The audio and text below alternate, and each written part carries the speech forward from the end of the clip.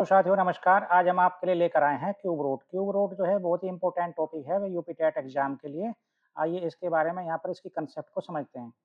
किसी संख्या का घनमूल वह संख्या होती है जिसे खुद से 3 बार गुणा करने पर मूल संख्या प्राप्त होती है।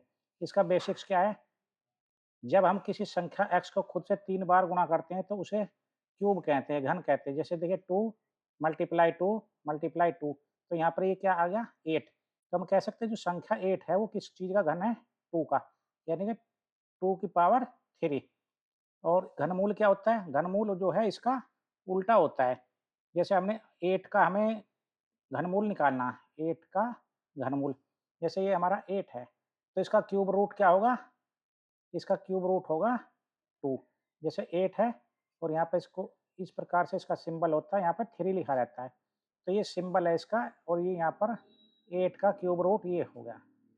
तो समझ में आया होगा आपको। देखिए नेक्स्ट चलते हैं, इसके बारे में समझते हैं।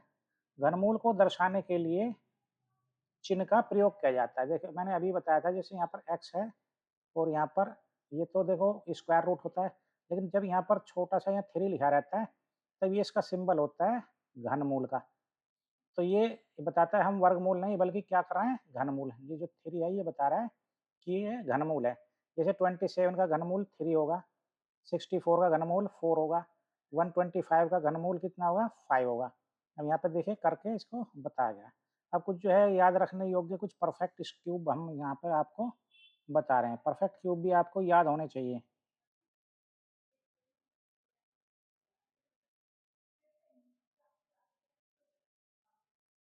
देखिए संख्या का अंत, अगर किसी संख्या का एंड 1 है, 4 है, 5 है, 6 है, 9 है, 0, तो उसका जो घनमूल का जो अंत है वो उसी संख्या का रहेगा, वही रहेगा। और अगर संख्या का अंत 8 है तो घनमूल का जो अंत होगा वो 8 में होगा। अगर संख्या 8 है तो उसका घनमूल का अंत जो है क्या होगा? 2। और किसी का 3 है, अंत में कोई संख्या है, तो उसका घनमूल में जो निकलेगा वो क्या होगा? 7। नेक्स्ट देखिए, अगर 7 है तो 7, अगर किसी संख्या के अंत में 7 आ रहा है तो उसका घनमूल का जो एंड होगा वो क्या होगा? 3 होगा। अब कुछ हम यहाँ परफेक्ट क्यूब जो है वो यहाँ पर देखेंगे। देखिए 1 का जो क्यूब होता है, 1 का क्यूब 1 ही होता है। 2 का क्यूब याद रखेंगे 8 होगा। 3 का क्यूब कितना होगा? 27 होगा। और इसी प्रकार से 4 का क्यूब कितना होगा? 64। और 5 का क्यूब होगा हमारा 125। और 6 का क्यूब क्या होगा? 216। और 7 का क्या होगा? 343। तो इस प्रकार से हम जो है यहाँ पर ये कुछ क्यूब जो हैं याद रख लेंगे अपने। और 8 का क्या होगा? 512। 9 का 729 और 10 का 1000।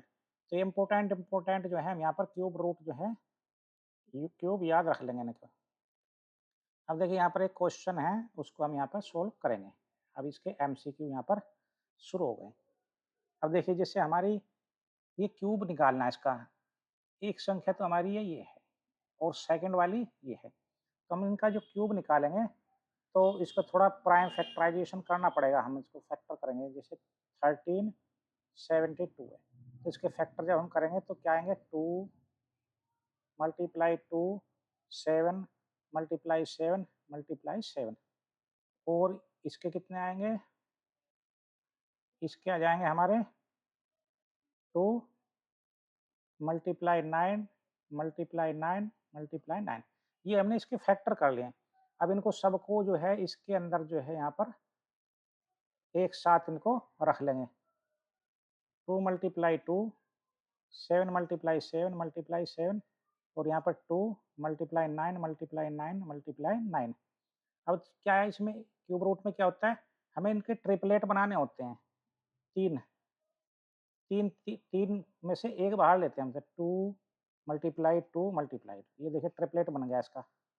और 7 का भी बन गया यहाँ पर देखिए, 7 मल्टीप्लाई 7। और यहाँ पर ये 9 का भी बन गया यहाँ पर देखिए। तो जब हम इसका इस क्यूब रूट निकालते हैं यहाँ पर तो क्या हो जाएगा? इसमें से 3 में से एक बाहर, 2 यहाँ पर 7 लेंगे और यहाँ पर 9, और जब हम इसकी आपस में मल्टीप्लाई करेंगे तो 126, तो ये आंसर आ जाएगा 126, ये हमारा करेक्ट आंसर है। तो ये सिंपल है हमारा। अब नई वैरायटी पे चलते हैं इसके। Question number 2। क्वेश्चन नंबर 2 में देखिए क्या है हमारा, ये x का क्यूब क्या दिया 2.15, तो x की क्या वैल्यू होगी यहाँ पर। तो इस प्रकार यहाँ पे जैसे हमारा x है और यहाँ पे क्यूब और ये 2.5, तो इसको सोल्व करने के लिए क्या करेंगे, दोनों तरफ का हम क्यूब कर लेंगे। दोनों तरफ का क्यूब करने पे क्या होगा, इधर तो रह जाएगा x और यहाँ पे क्या आया 2.15, यहाँ पर आ जाएगा 3।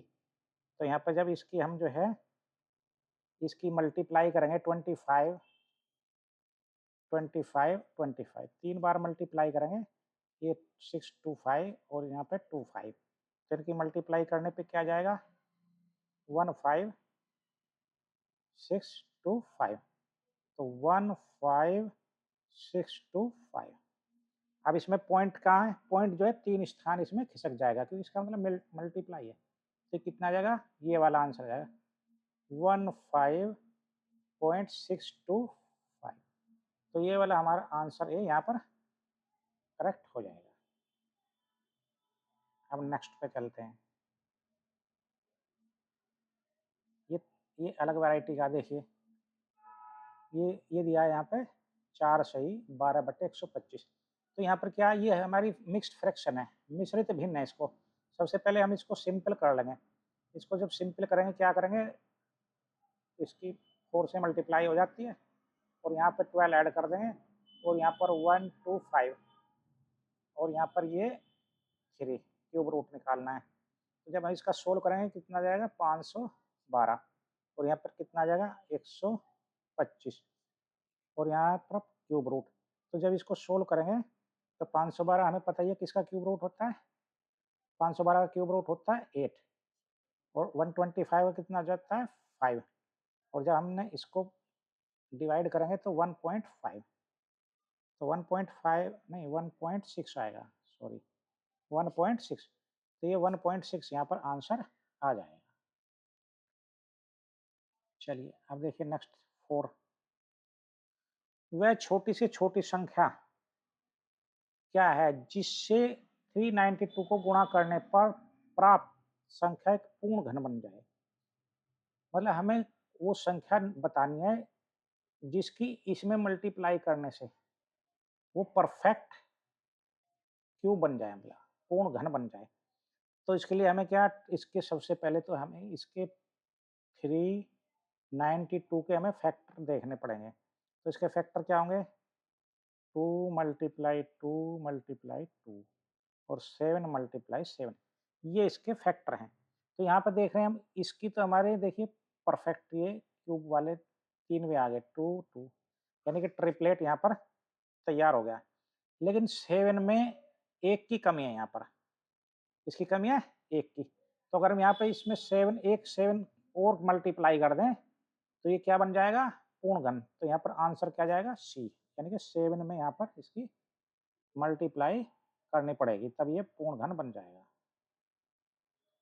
अब देखिए 5, अब देखिए ये क्या दिया है पी, पी का क्यूब रूट दिया है भाई 13 और इसकी हमें निकालनी है, यानी कि इसकी हेल्प लेके इसकी वैल्यू हमें निकालनी है। तो यहाँ पर 13 है, इसका क्यूब अगर हम यहाँ पे करें तो इसका क्यूब कितना होता है 1297। ये कैसे आया, इसको 3 बार यहाँ पे मल्टीप्लाई कर लेंगे, 3 बार मल्टीप्लाई करने पर ये हमारा आ जाएगा।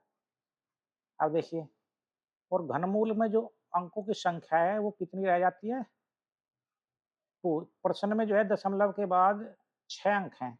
ये वाला जो क्वेश्चन है पॉइंट के बाद में 1 2 3 4 5 6 के अंक हैं। तो घनमूल में जो है अंकों की संख्या कितनी हो जाती है 2। तो यहाँ पे जब हम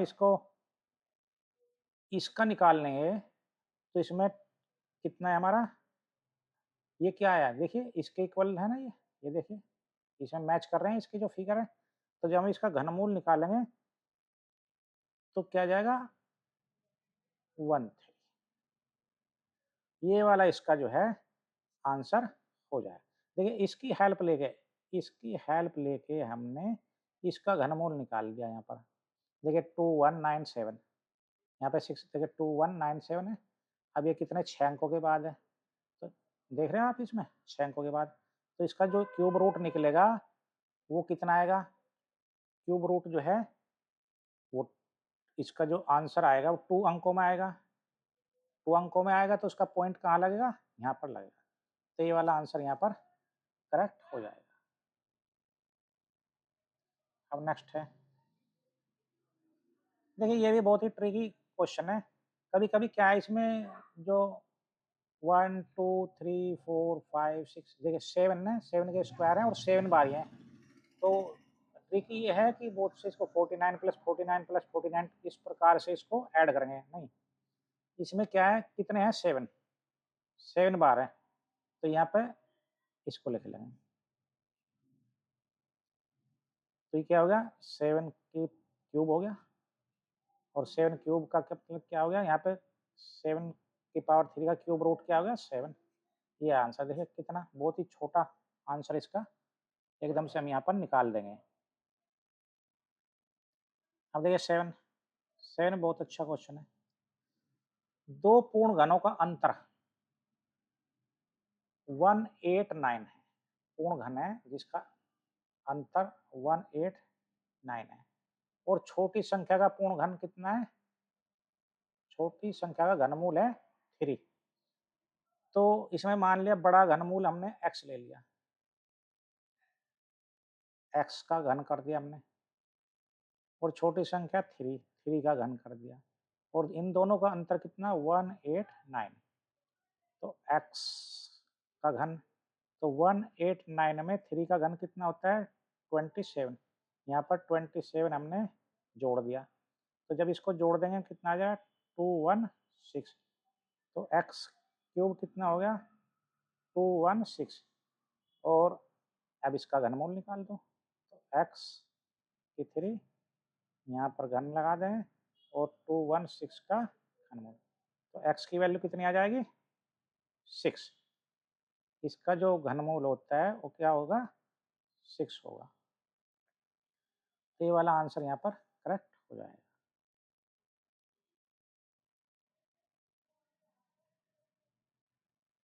अब देखिए ये वाला क्वेश्चन देखिए 8 में क्या है। अब देखिए ऊपर भी घन मूल लिखा है 54 का, और इसका ना तो ये घन है किसी चीज़ का 54, और ना 250 ये घन है। तो इस प्रकार से क्वेश्चन तो नहीं होगा। तो हमने क्या करा सबसे इसका बेस्ट जो ट्रिक है इसके अंदर, इसको एक ही घन में इसको रखेंगे, क्योंकि दोनों के ऊपर जो है इस क्यूब रूट लिखा हुआ है 3 है दोनों के ऊपर। तो यहाँ पर क्या करेंगे 54, और यहाँ पर 250, और यहाँ पे कॉमन एक ये लिख लेंगे 3 क्यूब रूट। तो इसको 2 से हम जब इसको डिवाइड करेंगे तो 27, और यहाँ पर कितना 125 कट जाएगा। तो यहाँ पर 27 अपॉन 125, तो यहाँ पर क्यूब लगा दिया हमने ये पे क्यूब रूट। तो 27 किसका होता है 3, और 125 ये 5। तो 3/5 हमारा यहाँ पर आंसर आ गया। चलिए 9, ये है कंपैरिजन बेस्ड है। ये कंपैरिजन बेस्ड हमारा क्वेश्चन है। तो इसको कैसे करेंगे देखिए, सबसे पहले क्या दिया हमें, हमें दिया है सबसे पहले कंपैरिजन बेस्ड में ए की वैल्यू दी है, ए की वैल्यू दी है 64 का क्यूब, और बी की वैल्यू दी है स्क्वायर।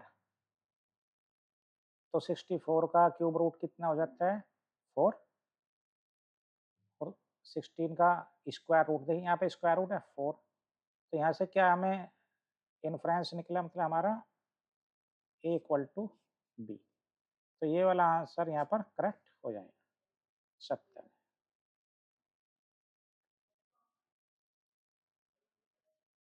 अच्छा, नेक्स्ट है हमारा 10।